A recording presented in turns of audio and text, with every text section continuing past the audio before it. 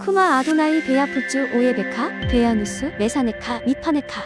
여호와여 일어나사 주의 대적들을 흩으시고 주를 미워하는 자가 주 앞에서 도망하게 하소서. 샬롬 생각하는 성경 홀리함입니다. 오늘의 말씀은 우리들이 어떤 기준을 가지고 있느냐에 따라 전혀 다르게 해석할 수 있는 말씀입니다. 겉으로 보이는 것만 가지고 말씀을 해석하면 발람이 하나님께 수송아지 7마리와 순양 7마리로 제사를 드린 후 여호와의 강력한 임재로 하나님의 예언을 하여 발람이 이스라엘을 축복해 준 것처럼 보입니다. 이렇게 예언의 관점으로 해석을 하면 발람은 뛰어난 하나님의 선지자이며 하나님의 음성을 들어서 이스라엘을 축복한 신실한 하나님의 사람이 됩니다. 과연 발람이 하나님의 사람이 맞을까요? 관점을 성경으로 옮겨서 성경적인 기준으로 발람을 평가해 보겠습니다. 39절을 보면 발람이 발락과 함께 기럇 후속에 도착했습니다.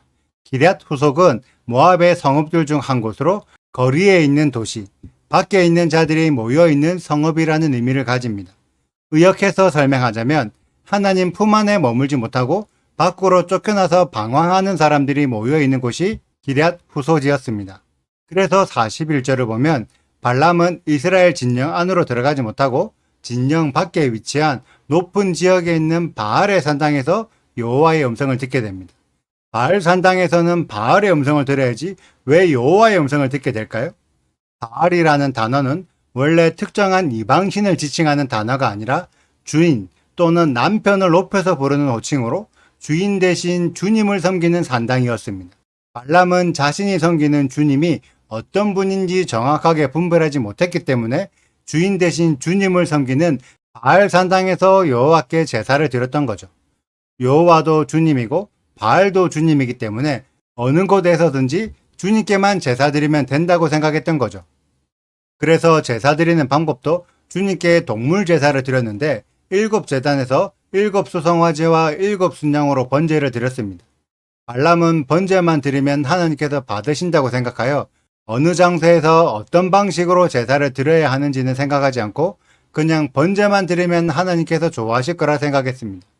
그래서 4절을 보면 발람에게 하나님이 임했을 때 자신이 많은 수의 제단에서 많은 수의 제물로 번제를 드렸음을 자랑스럽게 이야기합니다. 그렇게 해서 여호와의 예언이 시작되는데 이때 예언의 메인 주제는 이스라엘의 축복이 아니라 발락의 어리석음을 꾸짖는 내용입니다. 하나님은 이스라엘을 축복하기 위해 발람을 사용하신 것이 아니라 발락을 꾸짖기 위해 발람을 사용하신 것입니다. 그래서 11절을 보면 발락이 발람의 예언을 듣고 화가 나서 발람에게 따지고 드는 내용이 나옵니다. 이러한 모든 내용들이 전혀 여호와의 방식에 맞지 않는 내용들입니다. 물론 발람은 100% 여호와께서 주신 예언을 했지만 발람이 하나님의 사람이라서 하나님의 예언을 한 것이 아니라 발락이 하고 있는 세상의 방식을 혼내기 위해 세상에 속해 있는 발람을 이용해서 징계하신 것입니다. 그래서 단순히 발람이 이스라엘을 축복했다고 무조건 하나님의 선지자라고 해석하면 안 되는 거죠. 예를 들어 구약 성경에 기록된 이스라엘이 배역하여 하나님은 아수르와 바벨론을 사용하여 이스라엘을 징계하셨습니다. 그래서 아수르와 바벨론이 하나님의 도구가 되어 하나님의 사역에 쓰임을 받았습니다. 그렇다고 아수르와 바벨론이 하나님의 나라입니까? 또 예레미야 27장 6절을 보면 하나님께서 바벨론의 왕 느부갓네살을 내 종이라고 부르셨고 이사야 45장 1절에서 고레스에게 기름을 부어 이스라엘을 회복하게 하는 구원의 사명을 맡기셨습니다. 그렇다고 해서 느부갓네살과 고레스가 하나님에게 속한 하나님의 사람이라고 말할 수 있을까요?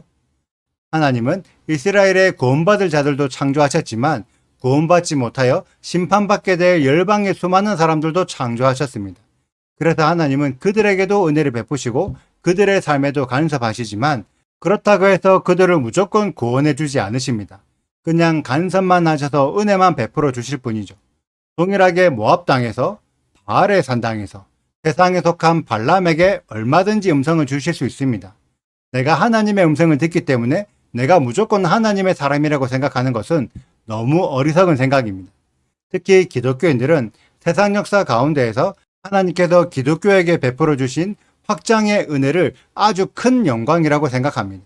하나님의 도움이 없었다면 이렇게 기독교의 복음이 널리 퍼지지 못했으며 경제적으로도 부강해지지 못했을 것이라고 주장하죠. 그래서 기독교가 하나님의 은혜를 받았기 때문에 자신들이 이스라엘의 혈통은 아니지만 교회가 이스라엘이라서 기독교는 이미 구원받았고 앞으로도 구원받을 것이라고 생각합니다. 곰곰이 생각해 보세요. 하나님께서 가장 은혜를 많이 베풀어 주신 이스라엘은 겨우 가나안 땅 크기 정도의 나라를 받았습니다. 그런데 세상에 속한 아수르와 바벨론은 이스라엘보다 몇십 배, 100배나 더 큰 땅을 나라로 받았습니다. 겨우 가나안 땅 정도의 이스라엘과 100배나 큰 땅의 아수르와 바벨론 중 어디가 하나님의 나라입니까?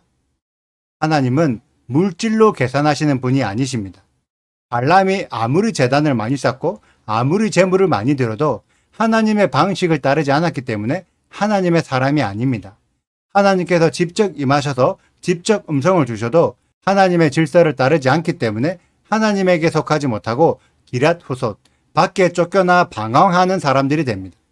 여러분들이 겉으로 보이는 모습만 따라간다면 기독교의 신앙은 큰 은혜를 받은 것처럼 보입니다. 그런데 그 은혜 속에서도 구원에 이르지 못한다면 그동안 받았던 모든 은혜들이 무용지물이 됩니다. 성경의 기록에 따르면 은혜가 큰 만큼 징계도 큽니다. 그래서 이스라엘은 몇 번이나 하나님의 징계를 받았지만 기독교는 아직까지 한 번도 징계를 받지 못했습니다. 징계를 받지 못한 것은 결코 자랑이 아니라 모았다가 마지막에 한 방의 큰 징계로 완전히 소멸시켜버리는 것이 하나님의 방식입니다. 아수르도 그렇게 소멸되었고 바벨론도 그렇게 소멸되었습니다. 그리고 발람도 나중에 이스라엘에게 소멸당합니다. 이 하나님의 방식을 깨달으셔야 합니다. 발람은 하나님의 사람처럼 보이지만 하나님에게 속하지 않았고 이스라엘은 계속해서 하나님에게 징계를 받고 있지만 하나님에게 속한 하나님의 사람들입니다. 우리 홀리아미 가족분들에게도 하나님의 징계가 임하길 축복합니다. 그래서 징계를 받고 돌이키면 진짜 하나님의 사람이 되는 것이고 징계를 받아도 자신의 어리석음을 깨닫지 못하고 계속 남 탓을 하면 발락이 됩니다. 하나님의 진짜 은혜는 하나님의 방식을 지켜서 하나님의 질서 안에 있는 것이라는 것을 깨닫는 홀리아미 가족들이 되시길 축복합니다.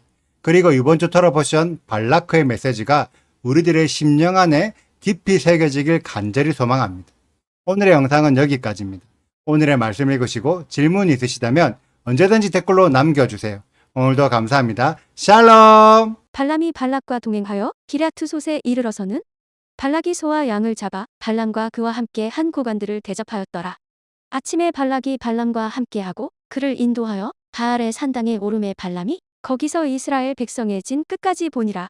발람이 발락에게 이르되 나를 위하여 여기 제단 7을 쌓고 거기 수송아지 7마리와 순양 7마리를 준비하소서 하매 발락이 발람의 말대로 준비한 후에 발락과 발람이 제단에 수송아지와 순양을 드리니라. 발람이 발락에게 이르되 당신의 번제물 곁에 서소서 나는 저리로 가리이다. 여호와께서 혹시 오셔서 나를 만나시리니 그가 내게 지시하시는 것은 다 당신에게 알리리이다 하고 언덕길로 가니 하나님이 발람에게 임하시는지라. 발람이 아뢰되 내가 7제단을 쌓고 각 제단에 수송아지와 순양을 드렸나이다. 여호와께서 발람의 입에 말씀을 주시며 이르시되 발락에게 돌아가서 이렇게 말할지니라. 그가 발락에게로 돌아간즉 발락과 모압의 모든 고관이 번제물 곁에 함께 섰더라. 발람이 예언을 전하여 말하되 발락이 나를 아람에서 모압 왕이 동쪽 산에서 데려다가 이르기를 와서 나를 위하여 야곱을 저주하라. 와서 이스라엘을 꾸짖으라 하도다. 하나님이 저주하지 않으신 자를 내가 어찌 저주하며 여호와께서 꾸짖지 않으신 자를 내가 어찌 꾸짖으랴. 내가 바위 위에서 그들을 보며 작은 산에서 그들을 바라보니 이 백성은 홀로 살 것이라 그를 여러 민족 중에 하나로 여기지 않으리로다. 야곱의 티끌을 누가 능히 세며 이스라엘 4분의 1을 누가 능히 세고 나는 의인의 죽음을 죽기 원하며 나의 종말이 그와 같기를 바라노라 하매 발락이 발람에게 이르되 그대가 어찌 내게 이같이 행하느냐. 나의 원수를 저주하라고 그대를 데려왔거늘 그대가 오히려 축복하였도다. 발람이 대답하여 이르되 여호와께서 내 입에 주신 말씀을 내가 어찌 말하지 아니할 수 있으리이까. 구독과 좋아요를 눌러주세요. 그리고 알림 설정도 해주시고요. 그리고 하트도 꼭 눌러주세요. 슈바 아도나이 리베보트 알레페 이스라엘 여호와여 이스라엘 천만인에게로 돌아오소서.